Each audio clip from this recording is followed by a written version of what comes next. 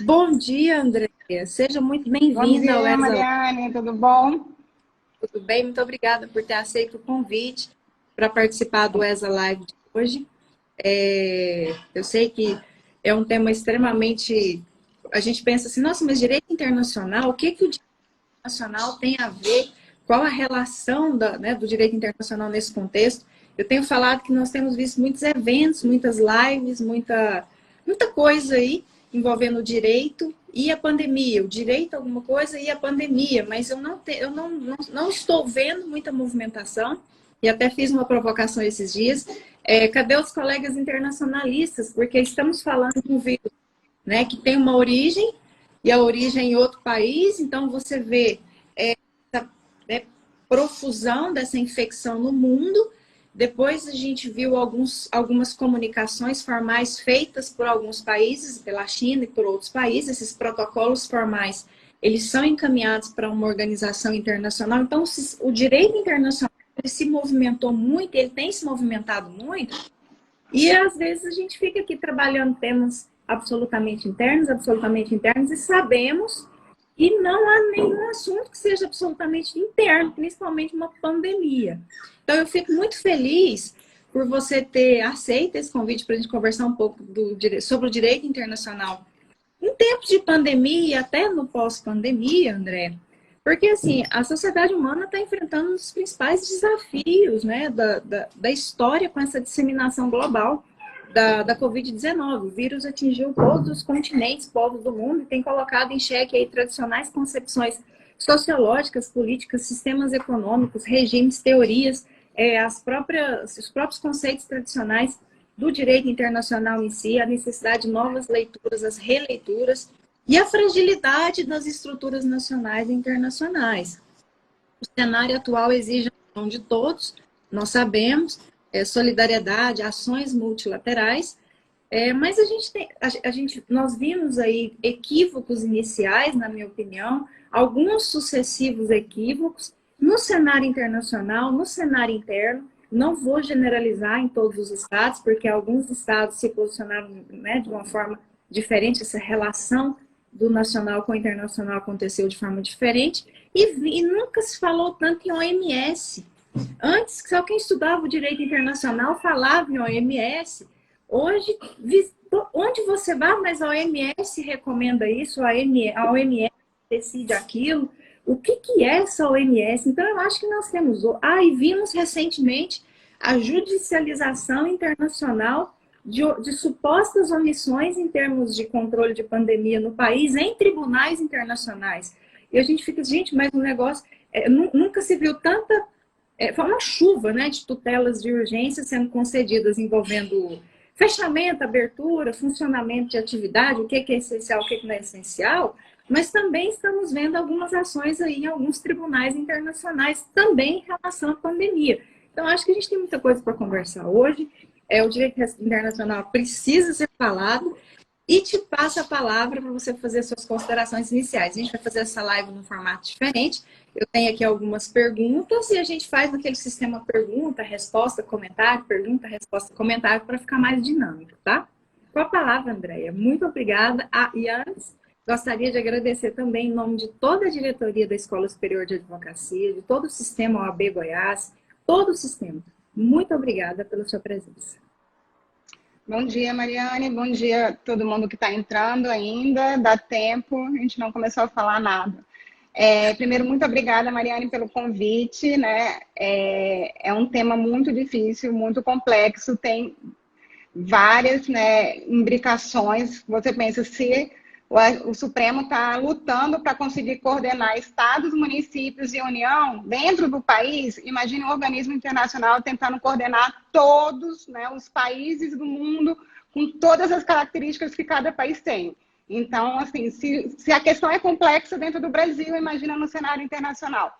Então, eu acho que a gente vai mais, não vai clarear muita coisa não, mas vamos jogar o debate para frente, discutir alguns pontos e tentar entender, né, o que os organismos internacionais estão fazendo, o que eles podem fazer e o que a gente entende que talvez eles não possam fazer nesse momento.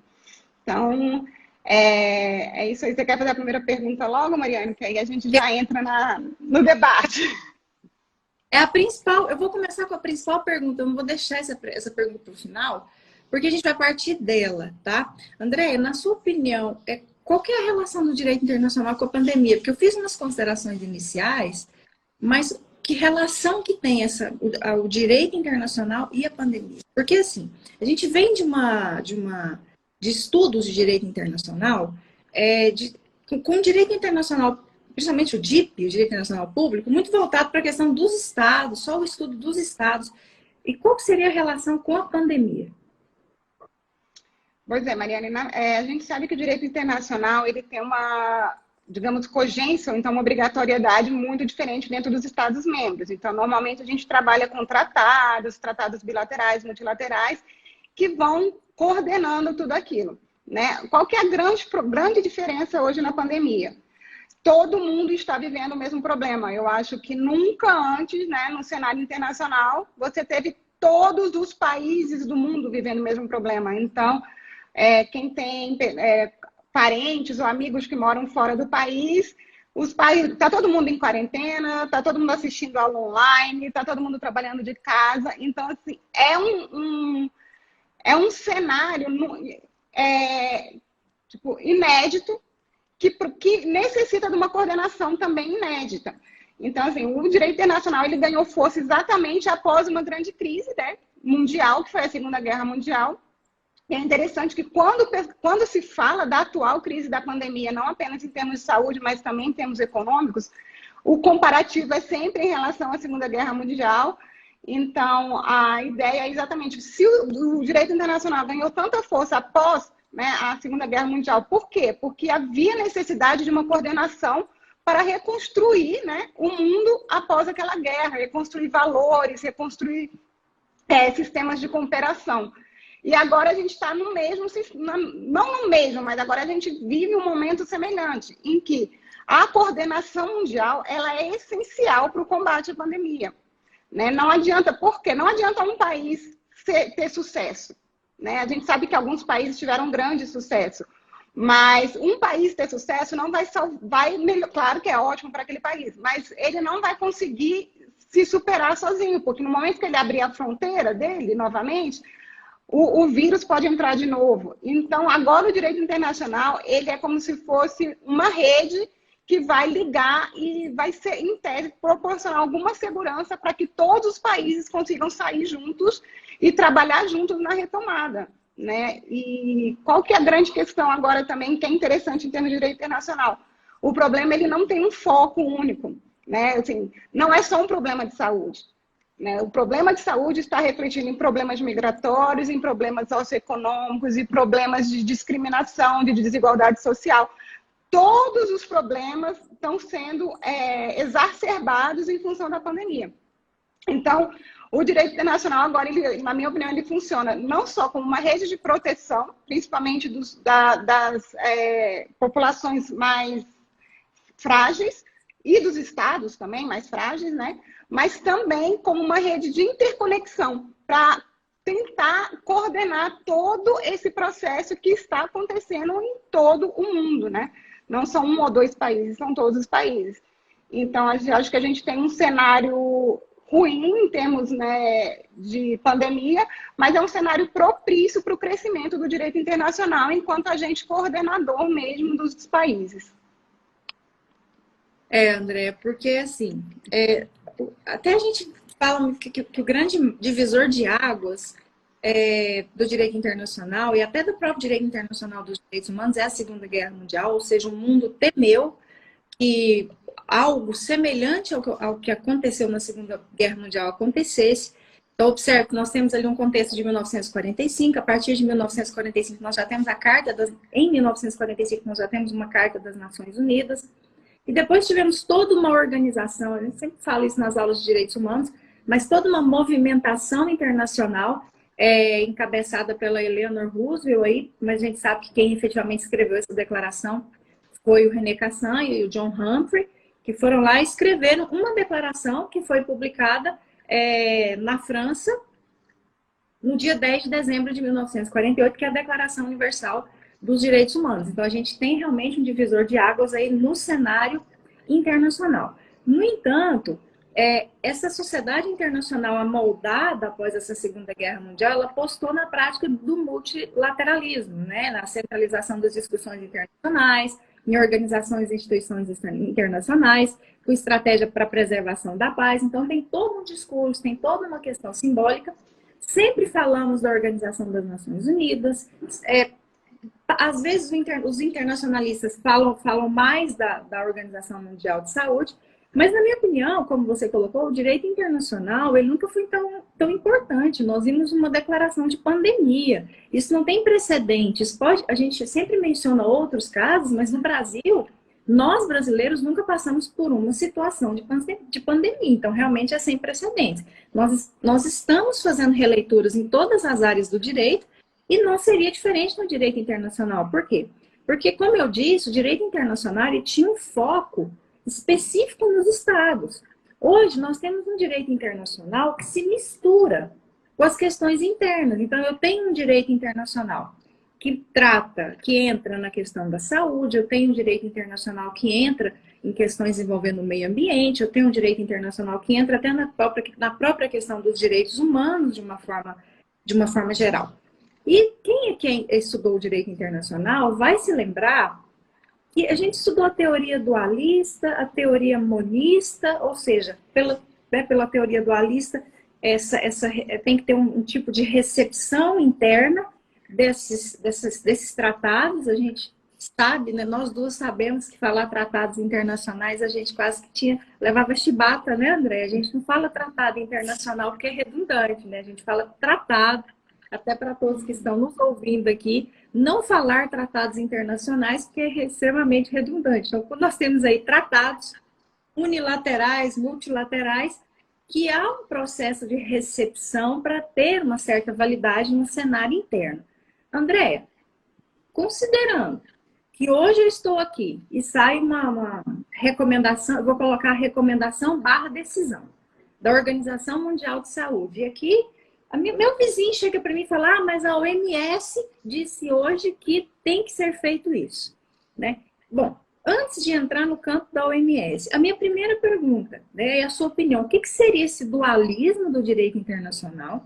A gente sabe que o Supremo Tribunal Federal criou um tipo de dualismo moderado para o Brasil, né, numa decisão, fez uma invenção e criou um dualismo moderado. Mas, assim, na minha opinião, esse dualismo ele não está existindo mais, considerando essa mistura de questões internacionais internas como um sistema só. Não consigo mais enxergar na prática esse dualismo, mas quero ouvir a sua opinião também. Ou se ele existe, mas se tornou insuficiente para explicar alguns fenômenos, e se a interpretação de questões locais, como saúde, como é o caso da pandemia, mas envolvendo a saúde no âmbito local, de questões internas, elas devem levar em consideração o direito produzido no cenário internacional ou não. O quem manda é aqui dentro ou quem está lá fora? O que eu sigo? Não, Mariane, tá. Ó, a primeira coisa, tá difícil saber quem manda. Então, mas vamos lá, né? Vamos voltar um pouquinho. Você já explicou um pouquinho sobre a questão do dualismo e do monismo. Essencialmente, o dualismo, para que alguma regra internacional tenha validade dentro do Estado, ele passa por um processo que a gente chama de internalização, que no Brasil é por meio de decreto, né? Mas em outros países pode ser por edição de lei, não importa, pode ser pelo próprio presidente que aceita internamente. O fato é que existe um processo formal de internalização daquele direito. A indicar o quê? Que o direito internacional não é válido naquele país, enquanto aquele país não faz uma validação interna, né? Uma internalização dele. O monismo já seria a gente tratando em termos, né, vamos dizer assim, extremos. Não, nada existe normalmente em termos extremos, mas principalmente hoje em dia. Mas para a gente ter uma ideia, depois a gente vai fazendo os moderados aí. O monismo seria exatamente o contrário. O monismo é à medida que você já tem uma regra no direito internacional, ela vale automaticamente para aquele país, né, signatário daquele tratado ou parte, né, daquela convenção ou daquele organismo internacional. Não precisaria ter um novo processo de internalização, seria automático. A gente sabe que o Brasil passou por esse processo de mudança da forma de internalização, então os tratados de direitos humanos tem a possibilidade de internalização como norma constitucional, mas a gente sabe também que a internacionalização ela é feita, então, com base no processo de emenda, então continua havendo um dualismo, né? Agora, eu concordo completamente que o que acontece agora, exatamente o que a gente estava falando, a questão ela é, primeiro, tão espalhada, né? Está em todos os países, ela disseminou completamente. Segundo, a disseminação é muito rápida, o vírus é desconhecido, as pesquisas estão sendo feitas e as resoluções e as orientações vão saindo à medida que as pesquisas vão sendo feitas. Então, é uma forma que a gente também nunca viu de, vamos dizer, correr atrás, né? De forma de produzir a recomendação e tentar segui-la o mais rápido possível para tentar conter o vírus o mais rápido possível. Então, até na questão da velocidade do vírus, ela transformou a velocidade do direito, né? Não só a velocidade do direito internacional, mas até no direito nacional, a gente sabe que os projetos de lei, os projetos de emenda estão andando de uma forma completamente diferente no Congresso, a gente tem votação eletrônica, não passa mais pelas comissões, então você tem um aceleramento da produção de normas, digamos assim, e aí, querendo ou não, a gente está tendo também uma aceleração, né? Uma aceleração do procedimento de internalização das normas internacionais. Por exemplo, acho que um caso que eu separei aqui, embora, né, para a gente falar sobre questão de dualismo e internalização, é a ABI 6121, que foi contra a medida provisória 966. O que era a medida? Vamos falar um pouco de direito nacional para a gente entender essa relação, né? A gente não consegue fazer relação entre nacional e internacional sem falar do nacional. Então, essa medida provisória, o que ela fez? Ela reduziu, digamos assim, o grau de exigência da responsabilização dos agentes públicos durante a pandemia, certo? Foram ajuizadas várias ADIs e teve o julgamento da cautelar. E o que é interessante, eu até coloquei aqui, eu vou ler rapidinho, é pequeno, não precisa preocupar, pessoal. Oi? Pode ficar à vontade. O que foi firmado, né? O relatório Barroso. O Barroso sempre gosta de firmar as teses no julgamento, assim, eu acho que realmente facilita, nem sempre é o ideal, mas facilita. Então, primeiro ele fez o conceito do que seria erro grosseiro em termos de responsabilização do agente público. Então, ele diz, configura erro grosseiro o ato administrativo que ensejar a violação ao direito à vida, à saúde, ao meio ambiente equilibrado ou impactos adversos à economia por inobservância de normas e critérios científicos e técnicos e dos princípios constitucionais da precaução e da prevenção. Falou muita coisa, mas no fundo não falou nada. Mas o que interessa para a gente, né, na discussão agora da questão do direito internacional? O segundo ponto, ele fala o quê? A autoridade a quem compete decidir deve exigir que as opiniões técnicas em que se baseará a sua decisão tratem expressamente das normas e critérios científicos e técnicos aplicáveis à matéria, tal como estabelecidos por organizações e entidades internacional e nacionalmente reconhecidas, e da observância dos princípios constitucionais de prevenção e tal. Então, o que acontece? A decisão do STF, ela internalizou automaticamente as recomendações da OMS. Então, se você tem um agente público que vai tomar uma decisão com base numa recomendação da OMS, ele está automaticamente protegido, né, em termos de questão de erro grosseiro, por conta da decisão do STF. Sem essa decisão, talvez, havendo algum choque de recomendação entre um organismo internacional e um nacional, a prevalência fosse sempre pelo nacional e o agente tivesse que obrigatoriamente seguir o nacional. Com essa decisão, o agente está disponibilizado para, né, optar entre a recomendação internacional e a nacional. De regra, o Ministério da Saúde vai seguir, né, as regras da Organização Mundial da Saúde, mas foi o que eu falei no início.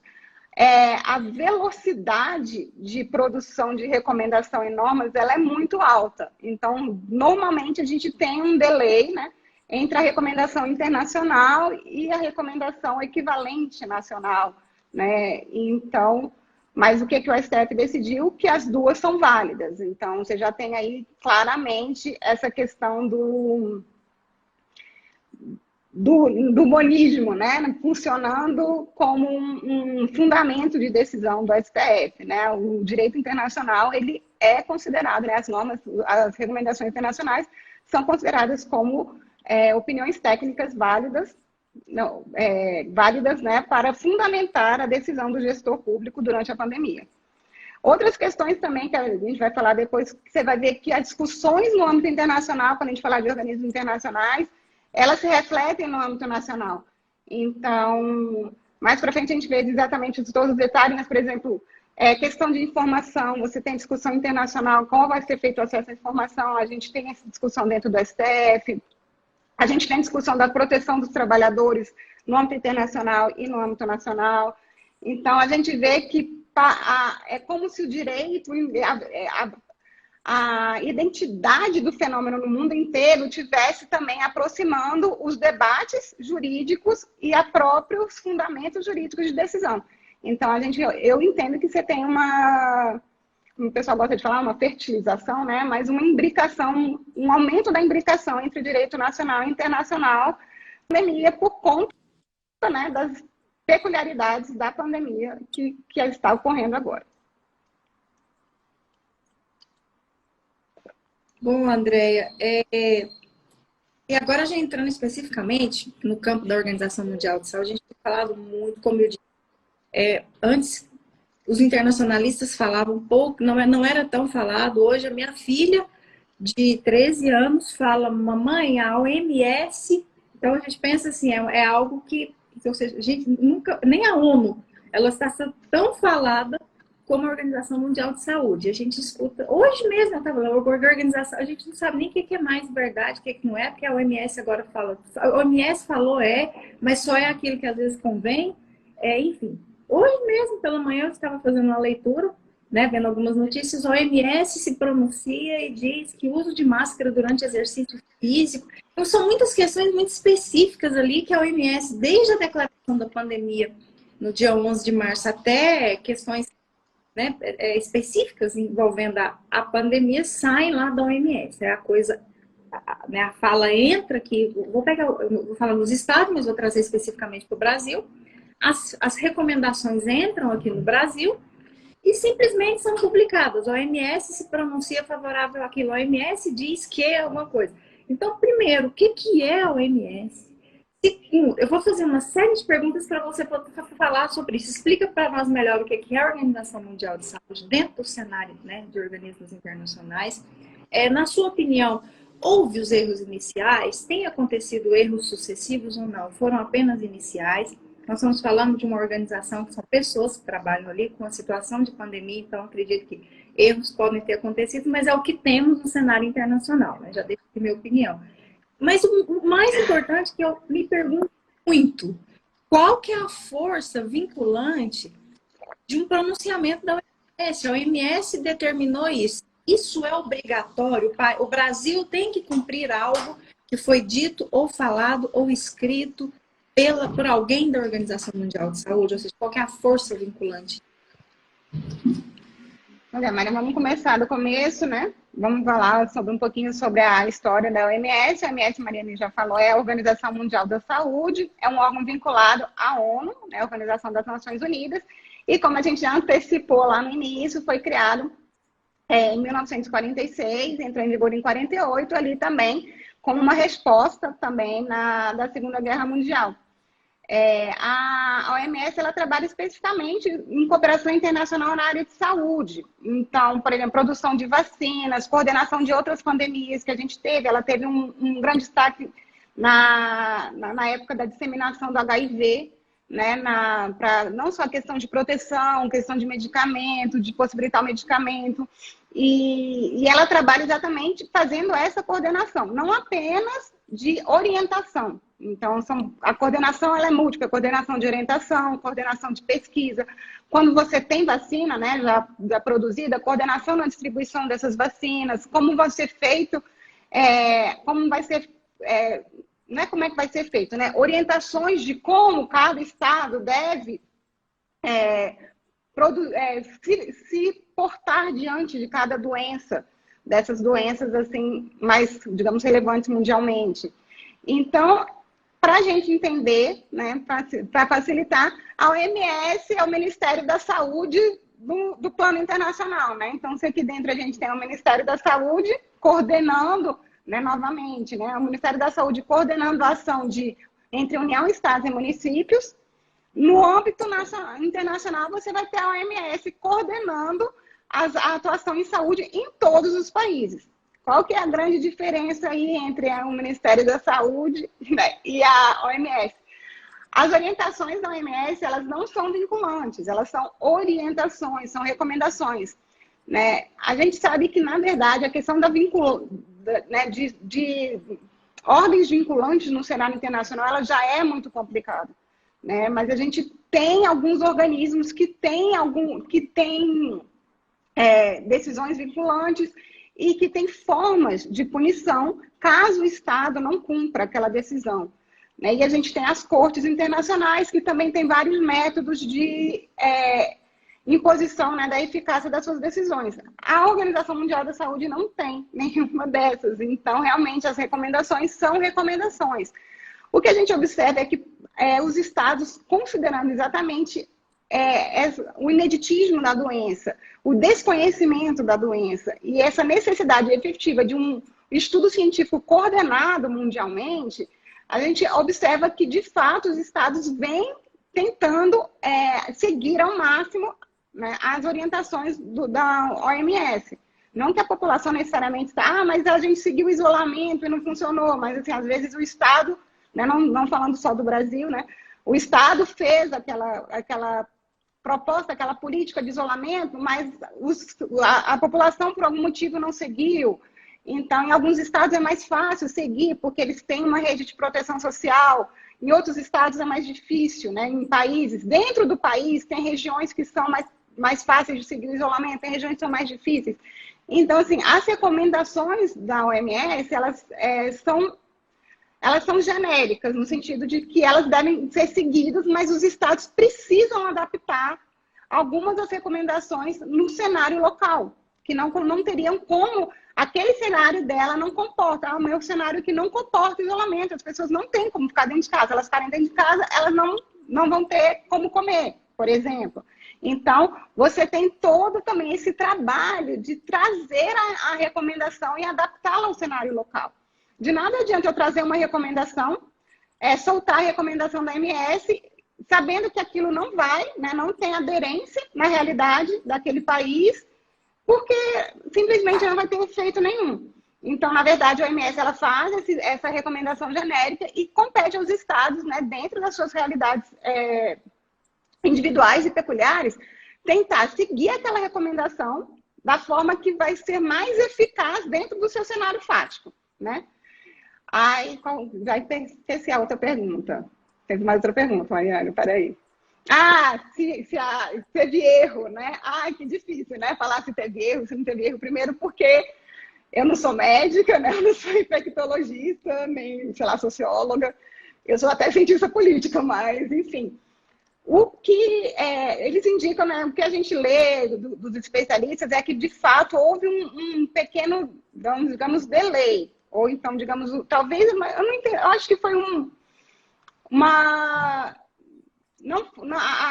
impacto mundial não foi imediatamente calculado, né? Mas eu acho que ninguém teria como calcular. Então, assim, entende-se que a OMS demorou para soltar as recomendações foram muito fracas. Como a OMS não tem esse poder, né, de punição, ela acaba que os estados que não cumprem essas recomendações, ela fica, mas aí há uma crítica de que ela não solta sequer, vamos fazer um comparativo com o Brasil, né? Não solta notas de repúdio, digamos assim, aos estados que não estão cumprindo, que mesmo sem um mecanismo efetivo de punição, ela teria mecanismos morais, né, digamos, de punição, nessa forma de elogiar e mostrar os estados que derem certo, criticar os estados que estão fazendo de forma errada. Ela não está fazendo esse papel de, digamos, juíza moral de quem está seguindo ou não as orientações dela. Por um lado, a gente tem essa crítica, porque a OMS não vem fazendo essa questão específica, ela está realmente preocupada no cenário amplo de trabalhar, né, nas orientações, nas recomendações e nas pesquisas e tentar avançar o mais rápido possível em quais seriam as medidas mais eficazes. e teria deixado de lado essa questão de tentar impor, né, ou induzir de uma forma um pouco mais efetiva o comportamento dos estados, enquanto países, né, que eu estou dizendo. Mas, por outro lado, também você tem que pensar o seguinte, se a OMS começa a fazer esse tipo de juízo moral, acaba também que aqueles estados, ao invés de começarem a aderir às suas recomendações, eles podem simplesmente falar, não, então, se você está dizendo que eu não cumpro suas recomendações, não vou mais cumprir nada. Então, é muito complicado dizer até onde a OMS poderia estar agindo de uma forma um pouco mais incisiva em relação aos estados que estão descumprindo as orientações, as recomendações de forma clara, né, de forma evidente, e até que ponto isso seria benéfico ou não. Né? Então, dizer que há erros é muito complicado, dizer que os erros permanecem também dentro de uma situação inédita que a gente não tem nem como voltar atrás para saber se tivesse sido feito desde o início, o que teria acontecido, e a gente não tem nenhum padrão histórico para comparar. Né? Mas no caso da febre espanhola, que era logo depois da Primeira Guerra Mundial, não tinha, né? O pessoal compara muito com a febre espanhola. Só que na época da febre espanhola, você ainda não tinha a OMS. E assim, e também não tem como comparar em termos de disseminação de informação, de acesso de direito internacional, né? Um cenário pós-Primeira Guerra Mundial, que foi na época da gripe espanhola, e o cenário de pandemia atual é completamente diferente. Então, assim, eu prefiro me abster de dizer se houve erros ou não. Eu acho que... Fale, Mariana. Eu concordo com você, Andréia, porque eu sempre vejo essas comparações, a febre espanhola, outras crises sanitárias, enfim. Mas são cenários completamente diferentes.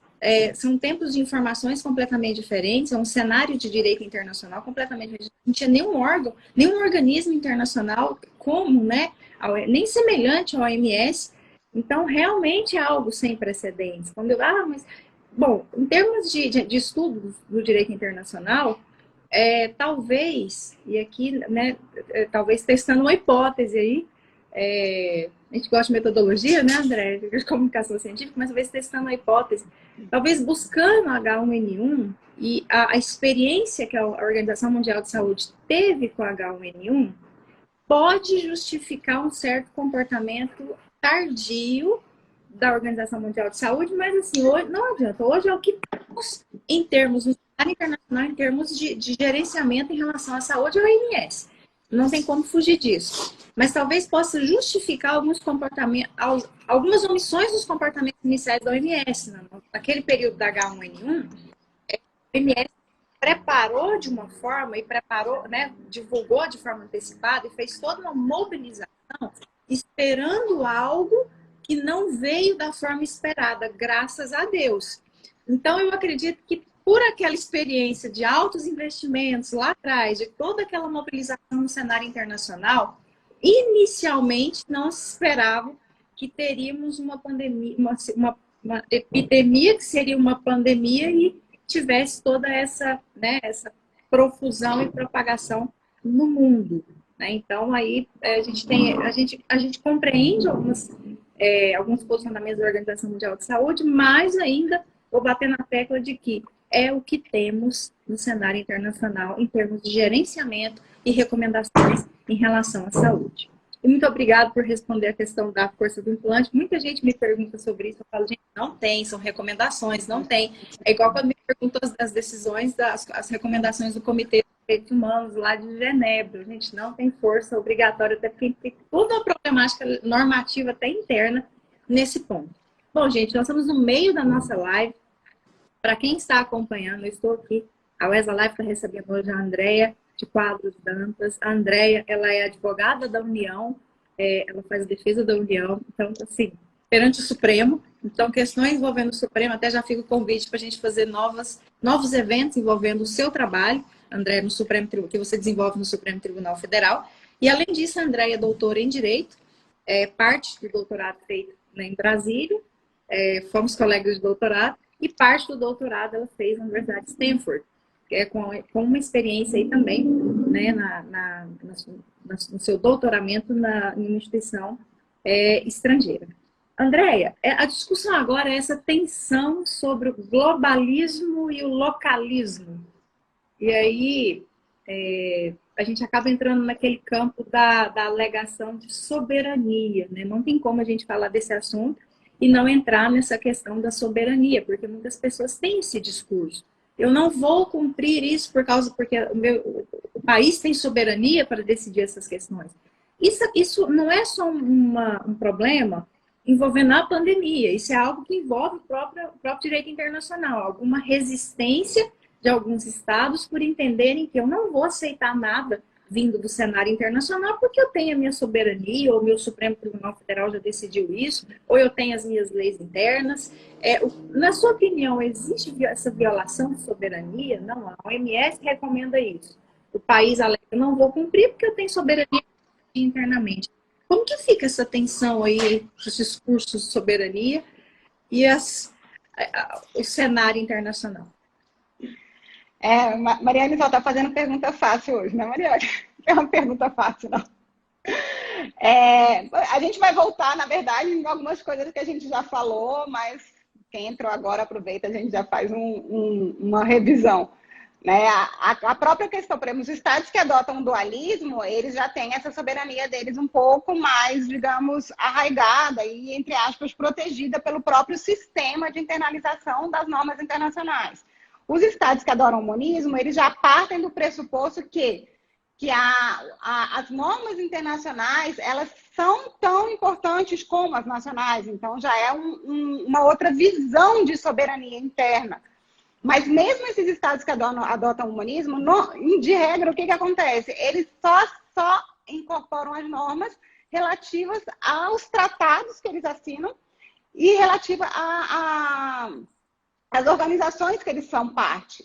Então, você tem ainda que no posterior, no momento de internalização, né, das regras, você não tenha um processo interno e nacional, você teve um primeiro ponto ali de vontade do Estado em aderir àquele complexo normativo, digamos assim, aderir àquele sistema internacional de regras.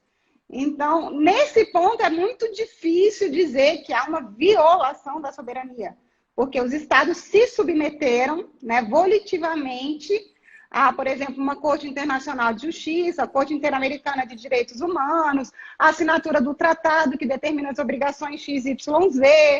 Então, no mínimo, você tem essa primeira demonstração do Estado de que ele, enquanto Estado soberano, está aderindo àquele sistema, né? Vamos dizer, sistema de justiça internacional para os casos das cortes, ou está aderindo àquelas normas que estão naquele tratado que ele está assinando.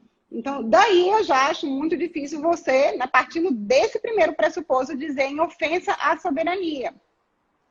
E como a gente já falou agora há pouco sobre a questão específica da OMS, e também outras recomendações de outras organizações internacionais, são recomendações, né? Os estados podem ou não aderir. Claro que, novamente, considerando as peculiaridades no caso atual, em que a pandemia ela se espalhou por todos os países do mundo, então, querendo ou não, você tem um elemento de coesão entre todos os estados, né?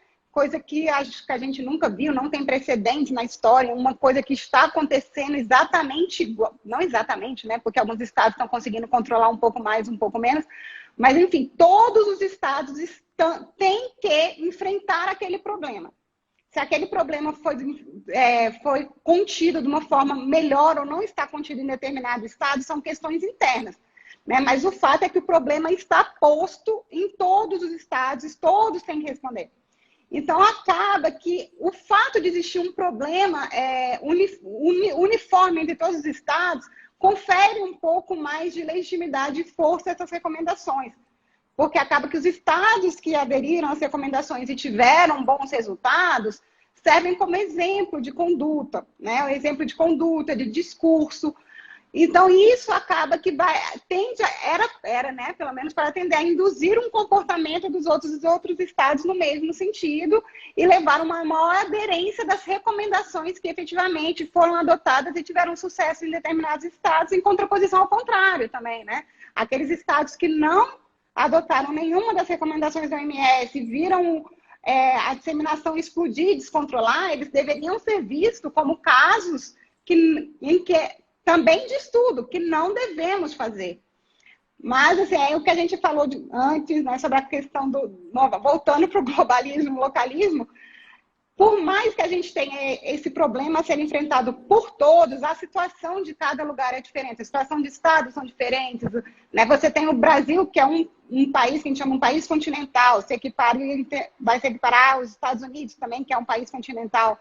Em compensação, você tem países, né, na Europa que são muito pequenos, então ali você já tem uma homogeneidade da sociedade muito mais fácil de você, entre aspas, controlar. Então, você já tem uma expectativa de como a sociedade vai responder.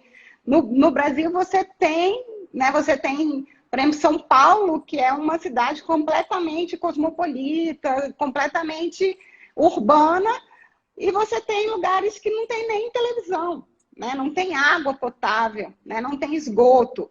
Então, assim, como lidar com uma pandemia que vai chegar em todos esses lugares, ela não vai ficar, né? Já não está e não vai ficar só nos centros urbanos, e conseguir coordenar tudo isso. Aí essa também é a importância de que, né, repetindo o que eu já falei, estou repetindo, mas eu acho que são questões importantes. As recomendações, elas são importantes da OMS porque elas são baseadas em estudos científicos. Algumas vão sendo alteradas à medida que a pandemia vai sendo, né, estudada, que os pesquisadores vão conseguindo estabelecer novos padrões, mas os estados têm que pegar as recomendações enquanto padrões científicos e tentar adaptá-la à realidade local.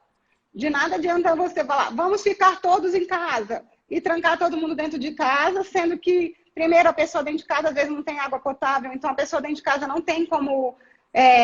não tem alimento, não tem acesso à internet, não tem, né? Então, a gente tem que entender que o globalismo, ele é bom no sentido de entender o que está acontecendo e de mostrar exemplos bons e ruins, né? E de modo que os estados tendam a cumprir os exemplos bons. É interessante que essa questão dos exemplos bons, que a Mariana, eu gosto mais de direito interno, né? Essa questão dos direitos bons é um pilar do federalismo, né? Principalmente nos Estados Unidos, que eles usam a palavra de laboratórios de democracia. O que é isso? Cada estado dentro de um país vai adotar as políticas públicas que eles entendem melhor. E aí, né, no caso, a União vai espalhar para o país, vai obrigar, né, vai fazer uma política nacional só daquelas que deram certo local. Então, é mais ou menos essa ideia, né? A Organização Mundial da Saúde, ela funciona como padrões genéricos e cada estado vai atuando dentro da sua realidade. Mas cada estado tem que olhar os estados que tiveram sucesso e os que estão fracassando no combate à pandemia e copiar os que tiveram sucesso, né? Vamos lembrar que assim, eu sei que parece... mas... Então, é uma questão tensa de globalismo e localismo, mas existem normas gerais que eu acho que dá para a OMS trabalhar e os estados tentarem adaptar localmente. Mas é uma tensão que eu não vejo terminar nem agora, nem tão cedo. Tão cedo. Eu gosto de colocar as tensões mesmo, André. Você já percebeu que todas as minhas perguntas têm tensões. Né? Deixa eu aproveitar. Uma live calma, né, Mariana? Uma live tranquila.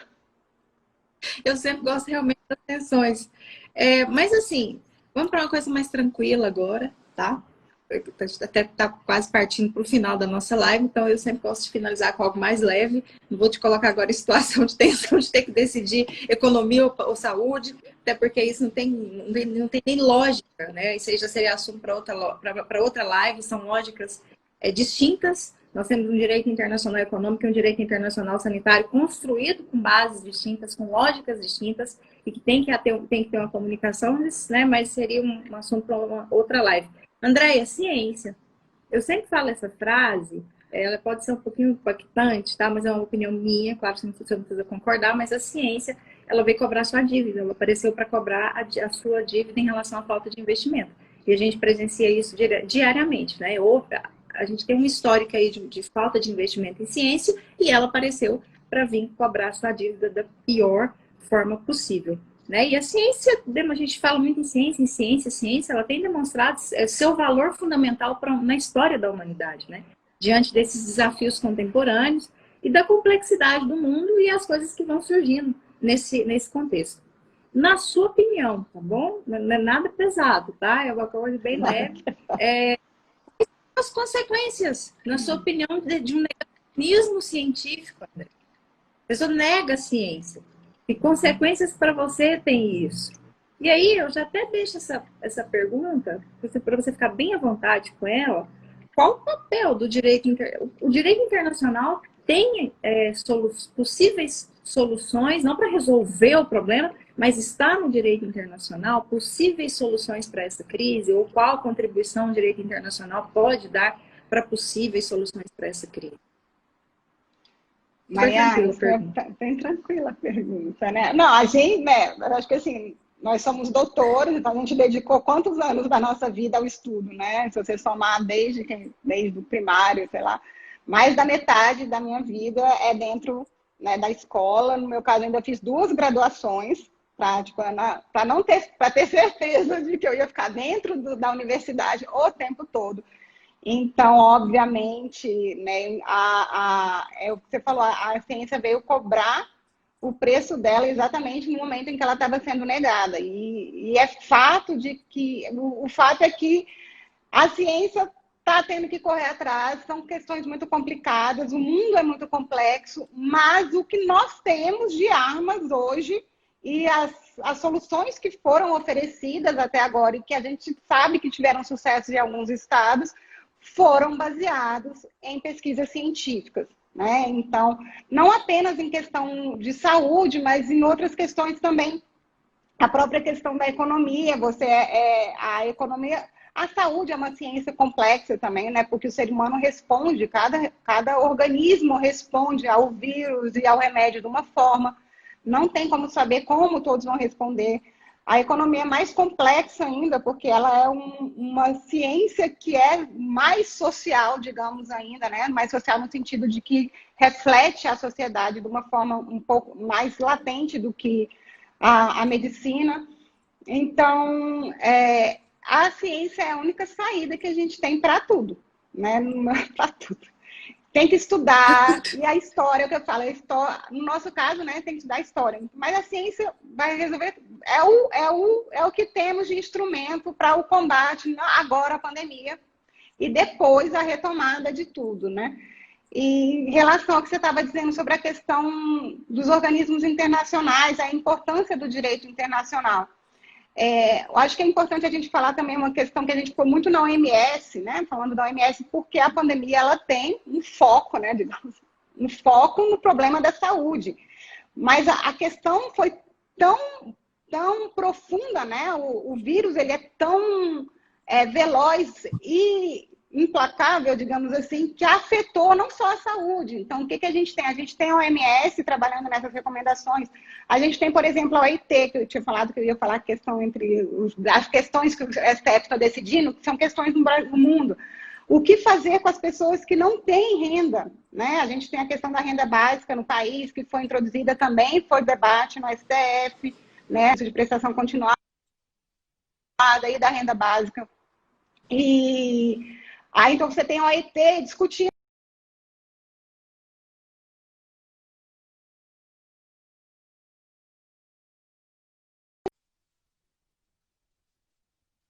INSS e de SUS, tem países que não têm absolutamente nenhum tipo de rede de proteção social.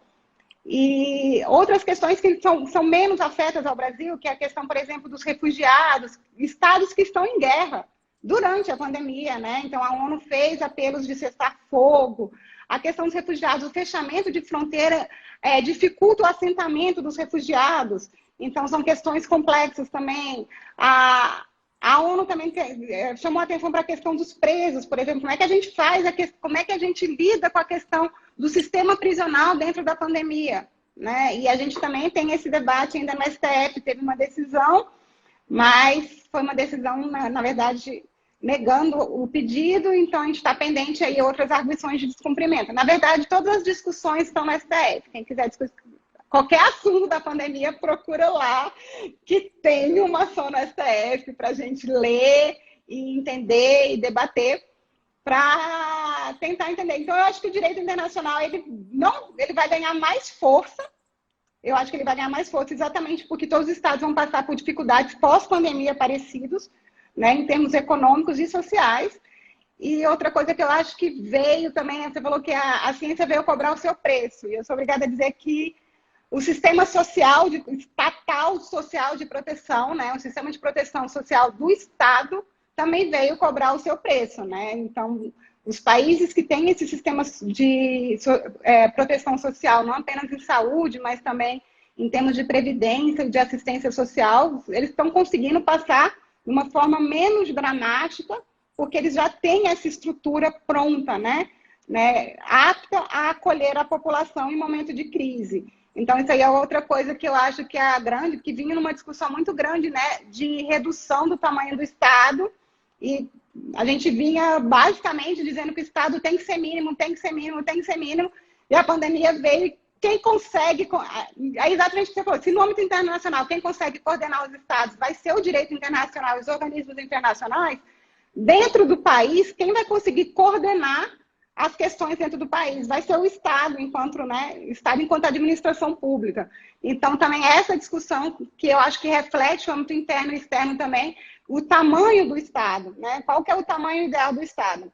Para poder combater todas essas, né? Poder dar conta e dar resposta a todos os problemas sociais que vão advir, com certeza, estão aí durante a pandemia e vão advir no pós-pandemia. Então, acho que também são dois debates que eu entendo que eles são paralelos e tem questões que se tocam muito, exatamente como eu falei, em questão internacional entre o federalismo e os estados, né, que você olha a questão dos laboratórios, como cada estado tem a sua resposta.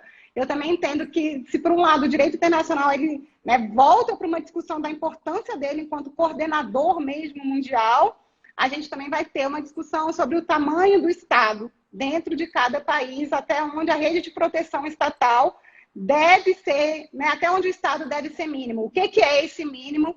Em face da pandemia, o que seria, né, um Estado mínimo? Se ele tem que oferecer saúde, informação, proteção, renda mínima. Então, o mínimo já está um pouquinho maior do que a gente imaginava antes da pandemia. E o direito internacional, eu acho que vai no mesmo caminho.